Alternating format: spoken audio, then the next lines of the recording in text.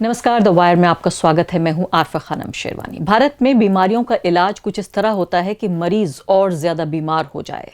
हमने पिछले एपिसोड्स में सेहत का सवाल में चर्चा इस बात पर की थी कि किस तरह से जो सरकार है वो खर्च नहीं कर रही है जो मेडिकल का पूरा इंफ्रास्ट्रक्चर है, यानी कि अस्पतालों में जो अंदर मशीनें हैं, औजार हैं, इसके अलावा डॉक्टर्स की ट्रेनिंग, इन तमाम मुद्दों पर हमने बात की। इसके अलावा भी हमने इस पर भी बात की कि कैसे आपको सेहत का अधिकार मिलना चाहिए, कैसे दौर में जबकि सिर्फ धर्म पर बात हो रही है, जाति पर पूरे तरीके से राजनीति हो रही है, ऐसे में कैसे वापस हम उन सवालों पर आपको और हमारे जो नीति निर्धारण करते हैं, जो लोग पॉलिसी मेकर्स हैं, उनको वापस लाना चाहते हैं इस मुद्दे पर। आज इस बारे में हम चर्चा कर रहे हैं कि दवाइयों के जो दाम है, खासकर सरकार का ये काम है कि उनको काबू में रखा जाए, इस तरह काबू में रखा जाए कि आम आदमी की कम से कम जो उसकी गुंजाइश है उसमें आ जाए। मुझे याद है कि all India institute of medical science AIIMS में मैं एक डॉक्टर से बात कर रही थी और उन्होंने कहा कि कई बार ऐसा होता है, कुछ मरीज इतने गरीब होते हैं कि जो पेन किलर्स जिनकी ज़िंदगी का दस्तूर बन जाते हैं, मान लेते हैं कि बहुत गंभीर बीमारियों के शिकार जैसे कैंसर है या बहुत सारी ऐसी बीमारियां जिसमें कि दर्द होना एक ज़िंदगी का दस्तूर बन जाए, वो लोग कहते हैं कि डॉक्टर साहब आप दिन में 2 दफ़ा नहीं 1 दफ़ा आप दवा लिखिए, क्योंकि मेरे पास खाना खाने के लिए सिर्फ एक ही वक्त का मैं खाना खा सकता हूँ।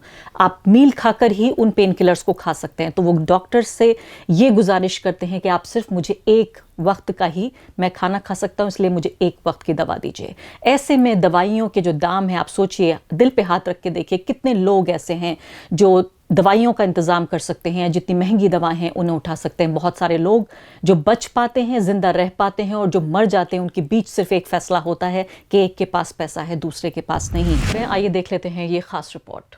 नमस्कार, मेरा नाम बनजोत कौर है। बीमार पड़ने पर हम दवाई इसलिए लेते हैं कि इससे तबीयत बेहतर हो सके, लेकिन अगर दवा ही मौत की वजह बन जाए तो? इसलिए नहीं कि आपने इसकी ज़रूरत से ज़्यादा या कम डोज ली, या वह दवा एक्सपायर्ड थी, या आपसे और किसी भी तरह की गलती हुई, बल्कि इसलिए कि जो दवाई आपने ली वो या तो मिलावटी या खराब क्वालिटी की थी। सवाल सेहत का के इस चौथे एपिसोड में हम आपसे उस विषय पे बात करेंगे जो सीधे आपकी सेहत को प्रभावित करता है, पर आपका इस पर किसी तरह का कोई जोर नहीं है। और ये विषय है भारत का औषधि नियामक तंत्र, यानी कि ड्रग रेगुलेटरी सिस्टम, जिसका काम ये होता है कि वह आप तक गुणवत्तापूर्ण दवाइयाँ पहुँचा सके। ये सीधे सरकार के अंतर्गत काम करता है, केंद्र और राज्य सरकारें दोनों। लेकिन सरकारें अगर अपना काम ठीक से नहीं करें तो क्या होता है? पिछले साल भारत को ऐसे कई विवादों का सामना करना पड़ा जिसमें भारतीय फार्मास्यूटिकल्स या दवा निर्माताओं द्वारा बनाई गई दवाइयों को दुनिया के अलग अलग देशों में कई बच्चों की मौत से जोड़ा गया। लेकिन ये केवल निर्यात या एक्सपोर्ट की जाने वाली दवाओं का मुद्दा बस नहीं है। भारत में भी एक ऐसा मामला सामने आया जहां एक माँ बाप ने मिलावटी या कंटामिनेटेड कफ सिरप के चलते अपनी 2 साल की बच्ची को खो दिया। यह केस है नन्ही राधिका का, जिसे हिमाचल प्रदेश के बद्दी जिले में से एक स्थानीय डीलर से खरीदकर कफ सिरप कॉफसेट उसके माँ बाप ने दिया था। उस कफ सिरप देने के बाद बच्ची की मौत हो गई। जब पीजीआई चंडीगढ़ की बायोकेमिस्ट्री लैब में इस दवा को टेस्ट किया गया तो दवा में डाई इथाइल ग्लाइकॉल या डीईजी नाम का एक टॉक्सिन या जहर पाया गया। डीईजी औद्योगिक तरल पदार्थों में इस्तेमाल होने वाला एक बेहद जहरीला पदार्थ है। बच्चों में इसकी सेवन से किडनी फेल हो जाती है, जो मौत की वजह बन सकती है। पीजीआई चंडीगढ़ हॉस्पिटल के डॉक्टरों ने भी अपनी रिपोर्ट में लिखा कि बच्ची की मौत के लिए सीधे तौर पर वह दवा ही जिम्मेदार है। उन्होंने राज्य के औषधि नियंत्रक या ड्रग कंट्रोलर से दवा बनाने वाली कंपनी डिजिटल विजन के खिलाफ कार्रवाई करने को भी कहा। इसके बाद राष्ट्रीय मानवाधिकार आयोग या एनएचआरसी में याचिका दायर की गई ताकि राधिका के माता पिता को मुआवजा मिल सके। हिमाचल प्रदेश सरकार ने एनएचआरसी को अपनी जांच कर बता दिया कि दवा में तो कोई गड़बड़ी थी ही नहीं। ध्यान रखिए, ये वही दवाई थी, ये उसी दवा का सैंपल था जिसे पीजीआई चंडीगढ़ ने जब जांच किया तो पाया कि उसमें डीईजी था। हिमाचल प्रदेश सरकार की ये रिपोर्ट कई गड़बड़ियों से भरी हुई थी, जिसके बारे में द वायर ने अपनी एक खबर में बताया था और जिसका लिंक हम आपसे डिस्क्रिप्शन बॉक्स में साझा भी कर रहे हैं। उस रिपोर्ट में हमने ये बताया था कि राधिका ही नहीं, उस दवा को खाने के बाद पीजीआई चंडीगढ़ ने पाया कि एक और बच्ची की मौत उस दवा से हो गई थी। रिपोर्ट की इन खामियों के बावजूद एनएचआरसी ने राधिका के मामले में दायर की गई याचिका खारिज कर दी। मेरी सहयोगी कुसुम अरोड़ा ने राधिका के माता पिता से मुलाकात की। आइए जानते हैं कि उन्होंने कुसुम से क्या कहा। मेरा नाम मोनू है। यहाँ पे हम 20 साल से रह रहे हैं बद्दी के अंदर, अपने मियाँ भी बच्चे बाल बच्चे के साथ बद्दी में रह रहे हैं। मेरी बच्ची का नाम राधिका था। उसको सर्दी जुकाम हुआ था लॉकडाउन में, ठीक है। हम अपने गगन में ले गए थे, सरकारी अस्पताल है गगन में। उसके बाद ले गए, वहाँ पे हमारे को 24 घंटा के 36 घंटा रखा हमारे को। उसके बाद हमारे को फिर बोल दिया पीजीआई लेके जाओ इसको।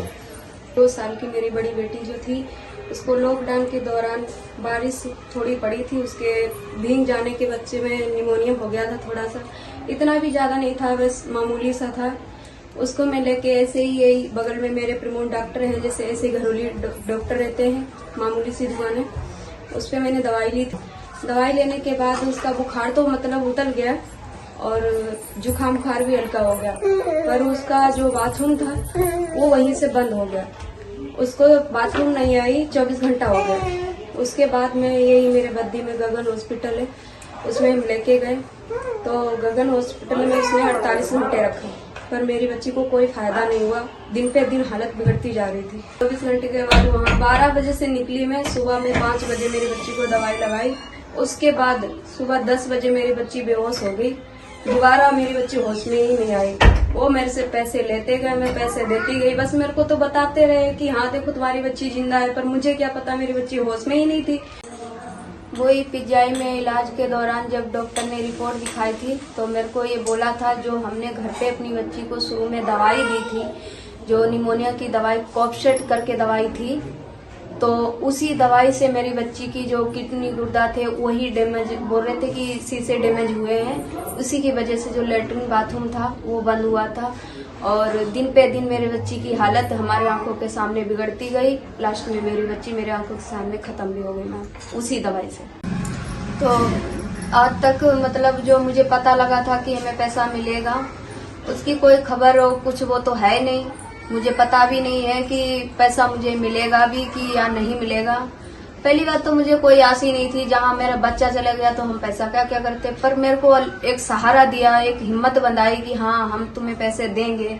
उसके बाद मैम ना तो कोई खबर ना कुछ, तो आज इतने दिन हो गए, कोई ना कोई बात ना खबर। बस मेरी बच्ची की जो मृत्यु हुई वही दवाई की वजह से मेरी बच्ची की ये हालत हुई, खत्म भी हो गई। उसी दवाई से मेरी बच्ची चली गई, उसी के वजह से मैंने अपनी बच्ची खोई है। आज मेरे पास 2 बच्ची है मैम। जब अगर हैरानी परेशानी लगती है, मैं दवाई लेने जाती हूँ तो 1 से 10 बार सोचती हूँ कि पता नहीं भगवान इस दवाई में कुछ है तो नहीं, पर हमारी इतनी पहुंच नहीं है कि हम किसी से कुछ बात करें या कुछ करें। भगवान का बस भगवान पे भरोसा करके दवाई ले आते हैं। उसके अंदर मुझे पता नहीं है कि इसके अंदर मेरे को जहर घोल के दे रहे हैं या दवाई दे रहे हैं, पर हम अपने बच्चों के खातिर लेते तो हैं, पर 1 से 10 बार सोच के लेते हैं और घबराहट भी बहुत होती है मन में, पर मेरे को कुछ समझ में नहीं आता है। अब जो भी कुछ है भगवान पे ही छोड़ा है। अभी भी विश्वास है, अगर कोई मदद करेगा तो करेगा, नहीं करेगा तो कोई नहीं। ये थी राधिका के परिवार की आप बीती। गरीबी और 2 जून की रोटी की जद्दोजहद से घिरे होने के चलते इंसाफ के लिए अदालती लड़ाइयाँ लड़ना उनके लिए बहुत मुश्किल है। लेकिन ये पहली बार नहीं था कि डिजिटल विजन, जिस कंपनी की दवाई को राधिका की मौत से जोड़ा गया, वह सवालों के घेरे में आई थी। ये कंपनी आदतन अपराधी या हैबिचुअल ऑफेंडर मानी जाती है। साल 2020 में राधिका की मौत से केवल 10 महीने पहले इसी कंपनी की एक और कफ सिरप को जम्मू में हुई 10 बच्चों की मौत से जोड़ा गया था। इन मौतों के बावजूद कंपनी ने कफ सिरप बनाना जारी रखा, क्योंकि कंपनी को हिमाचल प्रदेश हाई कोर्ट से राहत मिल चुकी थी। जम्मू में बच्चों की मौत के बाद हिमाचल प्रदेश सरकार ने कंपनी को प्रोडक्शन रोकने का आदेश दे दिया था। कंपनी ने इसे हाई कोर्ट में चुनौती दी। राज्य सरकार के ड्रग कंट्रोल अधिकारी इन आरोपों को हाई कोर्ट में साबित करने में विफल रहे और कंपनी ने अपना काम फिर से शुरू कर दिया, जिसके बाद राधिका की मौत हो गई। दुनिया की दूसरे देशों की बात करें तो पिछले साल WHO ने चेतावनी जारी कर कहा था कि हरियाणा की ही एक अन्य दवा कंपनी मेड इन फार्मास्यूटिकल्स के बनाए गए 4 कफ सिरप के सेवन से कम 70 बच्चों की मौत हो गई। इनमें से ज़्यादातर बच्चे 2 साल की भी कम उम्र के थे। ये बच्चे अफ्रीका स्थित गाम्बिया देश के थे। WHO ने गाम्बिया से कलेक्ट हुए सैंपल्स को टेस्ट करने के लिए स्विट्जरलैंड स्थित एक लैब में भेजा। द वायर ने उस लैब की रिपोर्ट को हासिल कर एक एक्सक्लूसिव स्टोरी में बताया कि उन 4 दवाओं में 21% DEG पाया गया था। गौर कीजिए, 21%। इतनी मात्रा बच्चों क्या, ये तो बड़ों की जान लेने के लिए भी काफी थी। दिलचस्प ये है कि ये लैब रिपोर्ट भारत सरकार के पास भी उपलब्ध थी। फिर भी भारत के स्वास्थ्य मंत्री मनसुख मंडाविया ने कहा कि उन मौतों को भारतीय दवा निर्माता से जोड़ना भारतीय फार्मा उद्योग को नुकसान पहुंचाने के लिए एक अंतर्राष्ट्रीय साजिश का हिस्सा है। इसके बाद लैब रिपोर्ट के अलावा 1 नहीं 2 नहीं कम से कम 5 और पड़ताल हुई, जिन्होंने बिना किसी शक शुबह के ये साबित कर दिया कि ये जहरीली दवाएं ही गाम्बिया के बच्चों के मौत का कारण थी। यह थी गाम्बिया के पार्लियामेंट की एक समिति की रिपोर्ट, अमेरिका स्थित प्रसिद्ध संस्था CDC की एक रिपोर्ट, एक कॉजल असेसमेंट रिपोर्ट जिसने कॉजैलिटी या दवा ही मौत का कॉज या कारण है ये साबित किया, इंटरनेशनल एक्सपर्ट्स की एक रिपोर्ट, एक प्रेसिडेंशियल टास्क फोर्स की रिपोर्ट। हालांकि इतने प्रमाण और रिपोर्ट आ जाने के बावजूद भारत सरकार का रुख नहीं बदला। सरकार का कहना था कि उसने अपनी लैब में की गई जांच में सभी दवाओं को सही पाया। ये बात और है कि सरकार ने अपनी इस लैब रिपोर्ट को कभी भी सार्वजनिक नहीं किया। इस कंपनी से जुड़ा रोचक पहलू एक ये भी है कि संसद में दिए गए एक जवाब में सरकार ने ये बताया था कि गाम्बिया वाला मामला सामने आने से पहले कम से कम 3 राज्य केरल, गुजरात और बिहार के ड्रग रेगुलेटर्स ने इस कंपनी के स्टैंडर्ड क्वालिटी की दवा न बेचने को लेकर चिंता जाहिर की थी। इसके अलावा पिछले साल ही भारत की एक और दवा कंपनी मेरियन बायोटेक के कफ सिरप पर उज़्बेकिस्तान की सरकार ने 65 बच्चों की मौत के जिम्मेदार होने का आक्षेप लगाया और वजह वही थी, DEG। जब भारत सरकार ने कंपनी परिसर में छापा मारा तो इसने भी पुष्टि की थी कि जांच में उसे DEG मिला। हाल ही में उज़्बेकिस्तान में कुछ लोगों को सजा भी दी गई और उस सजा पाने वाले लोगों में एक भारतीय भी शामिल था। इसके अलावा पिछले साल नेपाल ने 16 भारतीय कंपनियों को ये कहकर ब्लैकलिस्ट कर दिया कि वह कंपनियां अंतर्राष्ट्रीय स्तर के मैन्युफैक्चरिंग के क्वालिटी स्टैंडर्ड्स का पालन नहीं कर रही हैं।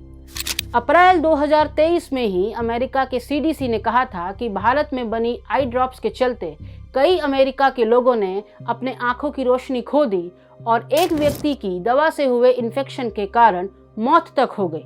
अभी कुछ दिन पहले ही 26 फरवरी को US के ड्रग रेगुलेटर US FDA ने पाया कि महाराष्ट्र के ठाणे स्थित ब्रेसिका फार्मा नामक कंपनी की 4 आई ड्रॉप्स खराब क्वालिटी की थी और उसके कहने पर कंपनी ने इन दवाओं को US के मार्केट से रिकॉल कर लिया या वापस बुला लिया।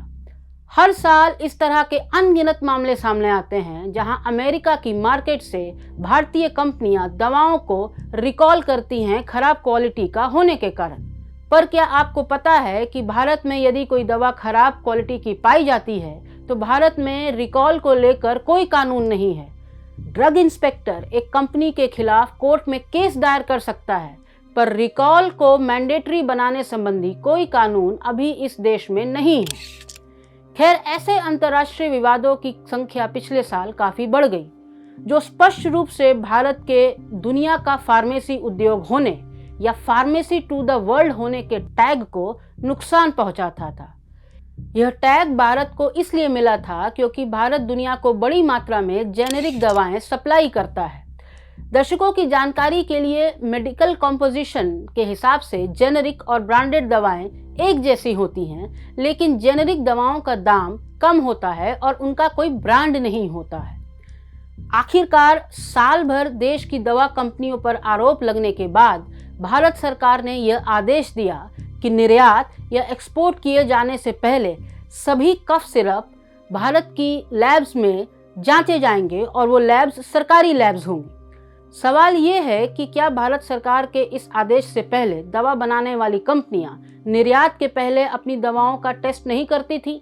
वह टेस्ट तो होता था और वो दवा कंपनियां वो टेस्ट अपने लिए खुद ही करती थी और वो ये कहते हुए अपने आप को सर्टिफिकेट दे देती थी कि हमने दवाओं का टेस्ट किया और वह इस्तेमाल के लिए बिल्कुल ठीक है।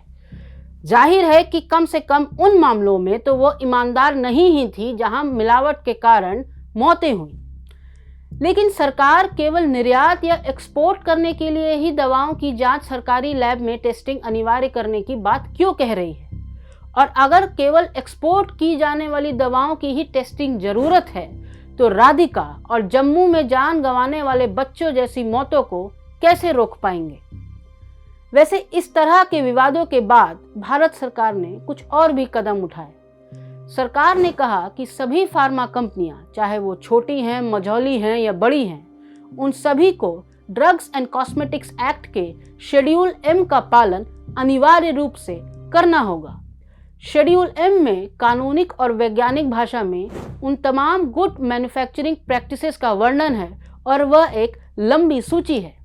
सरकार ने कहा कि अब हर कंपनी को अनिवार्य रूप से शेड्यूल एम का पालन करना होगा। यहाँ सरकार का जोर अनिवार्य शब्द पर था। किसी भी फार्मा यूनिट को इन शेड्यूल एम में दिए गए दिशा निर्देशों का पालन करने के लिए कई कदम उठाने होंगे, जिसका स्पष्ट मतलब यह है कि कंपनी को अधिक संसाधनों में इन्वेस्ट करना होगा। आगे बढ़ने से पहले ये जान लीजिए कि भारत में लगभग 10,000 ड्रग्स मैन्युफैक्चरिंग यूनिट्स हैं और ये पहली बार नहीं है कि सरकार ने शेड्यूल एम के अनुपालन की बात अनिवार्य रूप से कही है। यह बात साल 2018 में भी उठी थी, लेकिन तब इसका अमल नहीं हो सका और अब भी इस शेड्यूल एम के ड्राफ्ट में बमुश्किल कुछ नया है। ध्यान देने वाली बात यह है कि अब आए हुए ड्राफ्ट के अनुसार छोटे और मध्यम दवा बनाने वाली कंपनियों को अपने प्लांट्स को शेड्यूल एम के अनुपालन के तैयार करने हेतु साल भर का समय दिया गया है। इसका मतलब वह साल भर ले सकती हैं कि उनके प्लांट्स शेड्यूल एम के लिए कंपैटिबल हो जाएं और बड़ी दवा बनाने वाली कंपनियों को 6 महीने मिलेंगे। यह नोटिफिकेशन दिसंबर 2023 में आया था, लेकिन इस नोटिफिकेशन सामने आने के कुछ दिनों के बाद ही विभिन्न समूहों और लॉबियों के जरिए फार्मा उद्योग के एक बड़े वर्ग ने इस कदम का विरोध करना शुरू कर दिया और वह ये कहने लगे कि इनके पालन के लिए जो लागत लगेगी उसके चलते छोटे और मझोले उद्योग खत्म हो जाएंगे।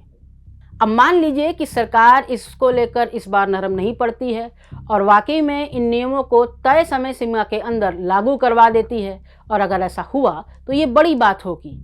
लेकिन फिर अब एक और महत्वपूर्ण सवाल है, यह कैसे जांचा जाएगा कि सरकार से एक बार इस बात का कंप्लायंस सर्टिफिकेट ले लेने के बाद कि वो शेड्यूल एम को लेकर वो मैन्युफैक्चरिंग यूनिट्स कंप्लायंट हो गए हैं, वह इनका कंप्लायंस जारी रखेगी। ये कैसे सुनिश्चित किया जाएगा कि वह कंप्लायंस हमेशा रहे और इनकी जांच निरंतर कैसे और कौन करेगा? जाहिर है ये काम राज्यों के ड्रग इंस्पेक्टर्स और ड्रग रेगुलेटरी सिस्टम का है, लेकिन क्या राज्यों के ड्रग कंट्रोलर के पास ऐसा करने के लिए पर्याप्त साधन हैं? नहीं। कुछ स्वतंत्र आकलनों के अलावा इस बात का प्रमाण खुद ढेरों सरकारी दस्तावेजों में भी मौजूद है। इस क्षेत्र में सबसे अग्रणी कामों में से एक आर ए मशेलकर की कमिटी ने किया, जिनका असेसमेंट नवंबर 2003 में सामने आया था। 2003 में आई इस रिपोर्ट में कहा गया कि उस समिति ने पाया कि ड्रग्स एंड कॉस्मेटिक्स एक्ट के पिछले 56 वर्षों से लागू होने के बावजूद कई राज्यों में इसका अमल संतोषजनक तरीके से नहीं हो रहा था। दूसरे शब्दों में कहें तो राज्यों का ड्रग रेगुलेटरी इंफ्रास्ट्रक्चर उस कमेटी के अनुसार बदहाल स्थिति में था। और ध्यान रखिए, ये बात 20 साल पहले इस समिति ने दर्ज की थी। समिति ने इसके 2 प्रमुख कारण बताए थे। कानूनों के प्रावधानों की व्याख्या और उनके अमल में यूनिफॉर्मिटी न होना। इस वजह से एक ही कानून का इंटरप्रिटेशन और उसका पालन अलग अलग राज्यों में अलग अलग तरीके से होता है, ऐसा उस समिति ने कहा। उस समिति ने बहुत ही कड़े शब्दों में राज्य सरकारों पर ड्रग टेस्टिंग लैब बढ़ाने और ड्रग रेगुलेशन करने के लिए पर्याप्त स्टाफ रखने के लिए कुछ भी ना करने का आरोप लगाया।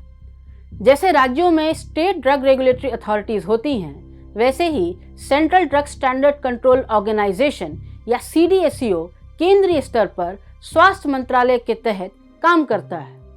आर्य मिशेलकर समिति ने 2030 में CDSCO के कार्य प्रणाली पर भी कड़ी टिप्पणियां की थी। उस समिति ने कहा कि CDSCO को मजबूत करने के लिए तब तक जो सिफारिशें की गई थी, जैसे कि नए पद बनाना और उन्हें भरना, मानव संसाधन और इंफ्रास्ट्रक्चर में सुधार करना, उन पर कोई काम नहीं हुआ था। आपको ये फिर बता दें कि ये रिपोर्ट आज से 20 साल पहले आई थी। अब इस रिपोर्ट से 10 साल आगे चलते हैं। मई 2012 में CDSCO के कामकाज को देखने के लिए एक संसदीय समिति का गठन किया गया। इस संसदीय समिति ने कहा कि उसकी ये दृढ़ राय है कि भारत में ड्रग रेगुलेशन सिस्टम को प्रभावित करने वाली अधिकांश समस्याएं मुख्य रूप से CDSCO की गलत प्राथमिकताओं और धारणाओं के कारण है। तो 2002 और 2012 में दो अलग अलग सरकारी कमिटीज ने ही CDSCO के कामकाज पर गंभीर सवाल खड़े किए। अब और 10 साल आगे आते हैं। दिसंबर 2023, केंद्र सरकार ने दिसंबर 2023 में संसद में एक सवाल का उत्तर देते हुए कहा कि CDSCO में स्वीकृत पदों में से आधे से भी अधिक खाली हैं।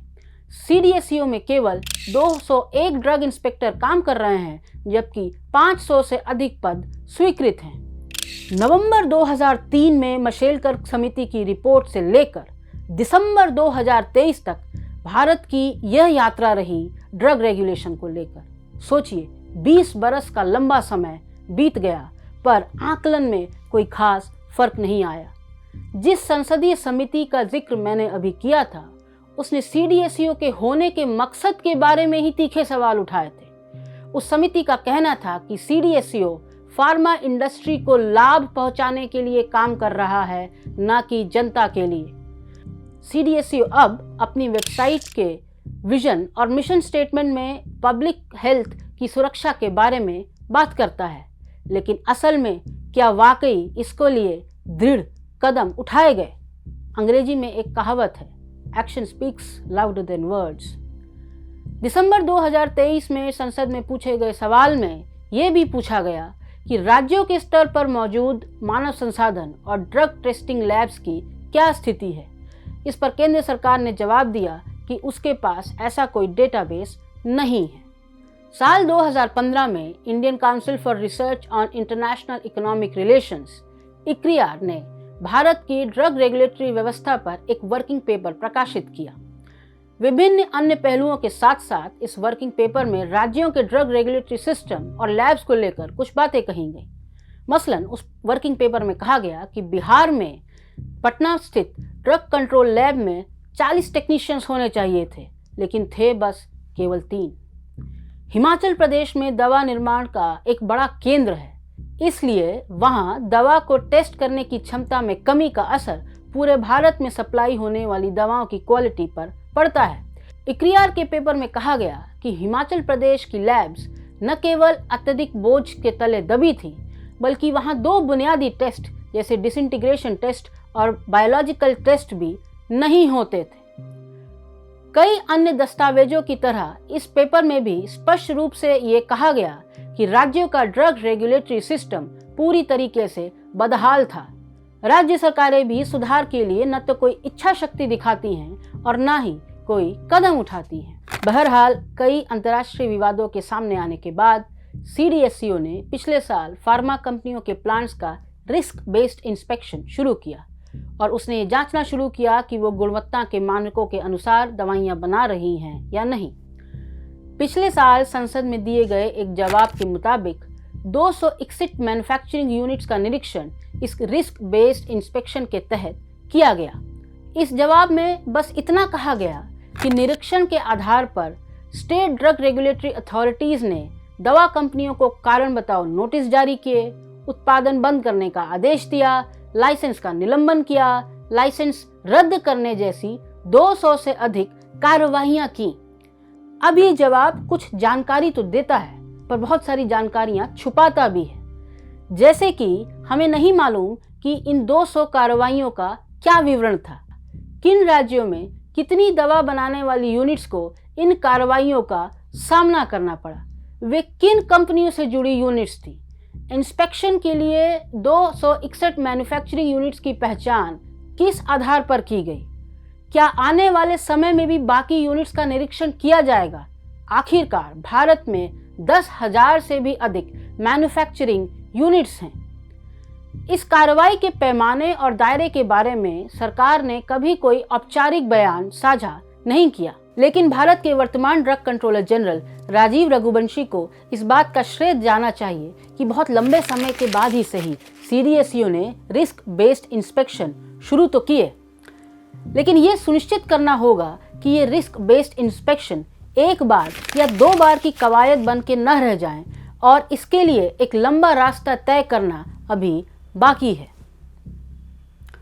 दवाओं की गुणवत्ता के अलावा दूसरा मुद्दा दवाओं की एक्सेसिबिलिटी का है। क्या देश का आम नागरिक जरूरत पड़ने पर सभी दवाओं की खरीद करने में समर्थ है? इस विषय को एड्रेस करने के लिए केंद्र सरकार जन औषधि योजना लेकर आई। यह सरकार की स्वास्थ्य के क्षेत्र में शुरू की गई एक महत्वपूर्ण योजना। यह योजना सुनिश्चित करती है कि आम लोगों को जेनेरिक दवाइयां काफी कम कीमत पर उपलब्ध हो। आज देश भर में सरकार के 8,000 से अधिक जन औषधि स्टोर्स हैं, जिनका लक्ष्य दवाओं की लोगों तक बेहतर पहुंच सुनिश्चित करना है। इस एपिसोड के दूसरे भाग में एक विशेषज्ञ के साथ दवाओं की पहुंच के मुद्दे पर विस्तार में चर्चा की गई है। फिर भी क्वालिटी संबंधी उन मसलों का जिक्र करना यहाँ जरूरी है जो इस महत्वाकांक्षी जन औषधि योजना में बाधा डाल रहे हैं। इस योजना की वेबसाइट पर पोस्ट किए गए FAQs के अनुसार देश भर में जन औषधि स्टोरों पर सप्लाई किए जाने से पहले, ध्यान रखिएगा, पहले इन दवाओं के हर बैच की जांच एक लैब में की जाती है।